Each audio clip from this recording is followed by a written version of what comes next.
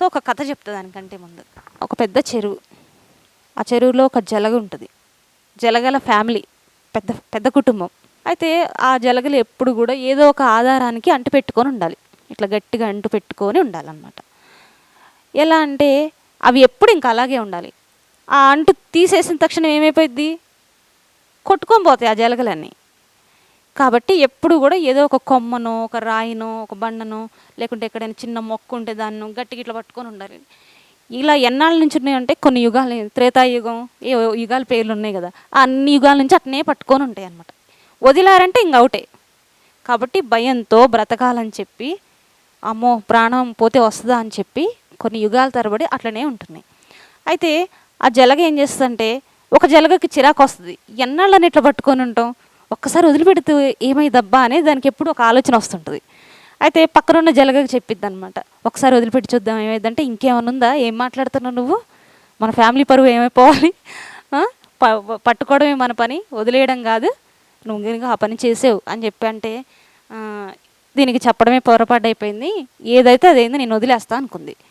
అయితే ఆ జలగ చూస్తుండగానే ఇది మహా అంటే ఏమైపోద్ది చెప్పండి, జలగ వదిలేస్తే ప్రాణం పోద్ది అంతే కదా, పోతే పోయింది ప్రాణం, ఏం కాదు, నేను వదిలేసే చూస్తా, వదిలేసే చచ్చిపోతా, నేను చచ్చిపోతే మామూలుగా ఇట్లా పట్టుకొని అయితే చనిపోనని వదిలేస్తుంది.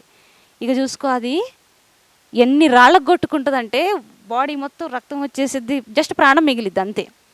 అలా కొంతసేపు ప్రయాణించిన తర్వాత లాస్ట్కి ఆ నీళ్ళే ఉపరితలం పైకి చేరుస్తాయి. అప్పుడు చూస్తుంది అది ప్రపంచాన్ని. పైన భూమి కనిపిస్తుంది, ఆకాశం కనిపిస్తుంది, రాత్రి అయితే నక్షత్రాలు కనిపిస్తాయి, చందమామ కనిపిస్తుంది, ప్రకృతి, చెట్లు, పక్షుల సౌండ్లు అన్నీ ఎంతో అద్భుతంగా కనిపిస్తుంది. ఆ అందం, ఆ ఆనందం ముందు దానికి తగిలిన దెబ్బలు మర్చిపోయి కొన్నాళ్ళకి హీల్ అయ్యి ఎంతో ఆనందంగా ఇంకా అలాగే ఈతలాగా అలా వెళ్తుంటే, ఇంకొంచెం ముందుకు వెళ్ళాక ఇంకొక జలగల ఫ్యామిలీ ఉండి, మనలాగే ఉన్నారు ఎవరో కారణజన్ముడు, చూసారా వీరాది వీరుడు వచ్చాడు, మనం కూడా చూడండి, అబ్బా మనం ఆయన కాళ్ళు పట్టుకోవాలి, అబ్బా దేవుడు వచ్చాడు, ఇతనేనేమో మనం అనుకుంటున్న దేవుడు అని చెప్పి చాలా జేజేలు పలుకుతుంటాయి అనమాట ఆ జలగలన్నీ ఈ జలగకి.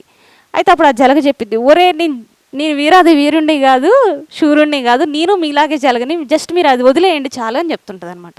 ఎవరు వినరు, లేదు మాకంత మీరంటే కారణ జన్ముడు కాబట్టి ఇలా చేశారు, మా వల్ల ఇది ఎలా సాధ్యమో కాదు, జస్ట్ నేను జస్ట్ ఒకసారి తాకితే చాలు మాకు ఈ జన్మకని అంటుంటాయి అనమాట.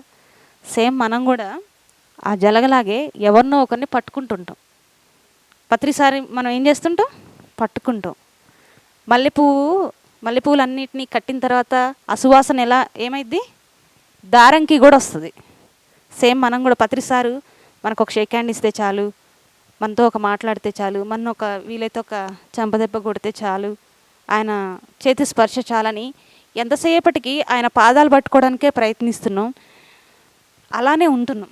దీన్నే ఓషో, ఇది అసలు ఓషోకి నచ్చదనమాట. మనందరం ఎందుకు ఇలా బానిసలాగే ఉండిపోయినామంటే, మనకి ఇన్స్టెంట్ రిజల్ట్లు కావాలి.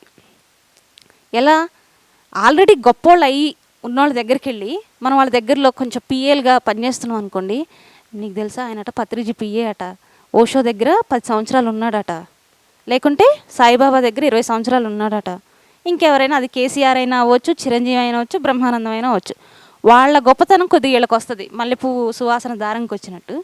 సో అలా వచ్చి మనం ఏం చేస్తున్నాం అంటే మన పనులు చేయించుకుంటున్నాం అంతే. అవునా కదా చెప్పండి, మంచిగా బాగా ఆలోచించండి ఈ విషయం గురించి. అసలు మనుషులు ఇలా ఎందుకు చేస్తున్నారు, మనందరం ఇలా ఎందుకు చేస్తామంటే మనకేదో కావాలి, అది మనకి చేతగాట్లా, సో వాళ్ళని పట్టుకుంటే ఆ పని అయిద్ది, అందుకు ఇంకొకరి తోడు కావాలి మనకి. కాబట్టి ఇన్స్టెంట్ రిజల్ట్ మనకి చేతగాక పత్రిసారి పక్కనే ఉంటే, ఏమో ఆయన మహానుభావుడు కాబట్టి ఆయన కరుణ కొంచెం మనకి బ్రహ్మానందం ద్వారా ప్రవహించి మనం కూడా గొప్పోళ్ళు అయిపోతామేమోనని మనం అలా చేస్తుంటాం తప్ప, ఎందుకు చేయమంటే మరి ధ్యానం చేయడం ఏమన్నా సులువా, మనం అనుకుంటున్నాం సహజమైన శ్వాసను పట్టుకోవడం ఈజీ అని, అది చాలా కష్టంగా ఉంది. ఆయన ఆల్రెడీ ఎన్నో జన్మలు చేశాడు కాబట్టి ఆయన పక్కన ఉంటే, ఆయన చేయబట్టుకుంటే, ఆయన కాళ్ళ దగ్గర 10 సంవత్సరాలు కూర్చుంటే వచ్చేసిద్ది అనుకుంటాం. ఇన్స్టెంట్గా కావాలి, కష్టపడడం మనకి చేత కాదు. సో అందుకే పత్రిసారి చెప్తారు, నా పాదాలు పట్టుకోకండి, నా పదాలు పట్టుకోండి, మీకు నా పక్కన ఎంత ఉన్నా ఏమి రాదు. అందుకే కాళ్ళ దగ్గరికి పోగానే సార్ ఏం చేస్తారు, తంతారు నిజంగానే తంతారు. ఎందుకంటే ఆయనకు తెలుసు, ఆయన దగ్గర ఉండటం వల్ల మనకేం రాదని ఆయనకు తెలుసు. మనని ఎప్పుడు కూడా ఇండిపెండెంట్గా చూడాలనుకున్నారు పత్రి సార్, కానీ మనం డిపెండెంట్గానే ఉండాలని అనుకుంటూ ఉంటాం. సో ఎంత ఏం చేసినా మనం ఎవరి పక్కన ఉన్నా, అది ఓషో అయినా సాయిబాబా అయినా ఇంకెవరైనా వాళ్ళు గొప్పోళ్ళే. వాళ్ళ పక్కన ఉంటే వాళ్ళ జ్ఞానం వస్తుందేమో కానీ మనసుని మనమే శూన్యం చేసుకోవాలి. పత్రిజీకి మనం ఎంత ఇష్టం ఉన్నా మన శ్వాసని సార్ అబ్జర్వ్ చేయలేరు. మన శ్వాసను సార్ ఏమైనా అబ్జర్వ్ చేయగలరు? మన శ్వాసపై సార్ ధ్యాస పెట్టలేరు. మన శ్వాస మీద మనమే ధ్యాస పెట్టాలి. కాబట్టి అలా చేయాలంటే ఈ రోజు నుంచి మనం తిట్టాలి, కొట్టాలి, దండించాలి, అన్నీ చేయాలి.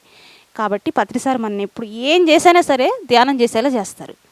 ఆ జలగలాగా పట్టుకోవద్దు, వదిలేసి, సార్ని కూడా వదిలేసి, ఏ రోజైతే ధ్యాన సాధన చేస్తామో ఆ జలగ ఎలా అయితే ఆ ఆనందాన్ని, ఆ ప్రకృతిని చూసి పులకించిపోయిందో మనం కూడా అలా అవ్వాలి. అప్పుడు మనం అవుతాం కారణ జన్మలు. ఆ జలగని లాస్ట్కి ఏమన్నారు? మిగిలిన జలగలు ఏమన్నారు? అబ్బా వచ్చాడు, వీరాది వీరుడు వచ్చాడు, కారణ జన్ముడు వచ్చాడని మిగిలిన ఎలా అయితే పొగిడాయో మళ్ళీ ఆ పొగడతల కోసం చేయొద్దు. సో మనలో కూడా ఎవరో ఒకళ్ళు నిజంగా ధ్యాన సాధన చేసిన వాళ్ళని మనం ఈరోజు వాళ్ళలా అవ్వాలని మనం టార్గెట్ పెట్టుకున్నామా లేదా?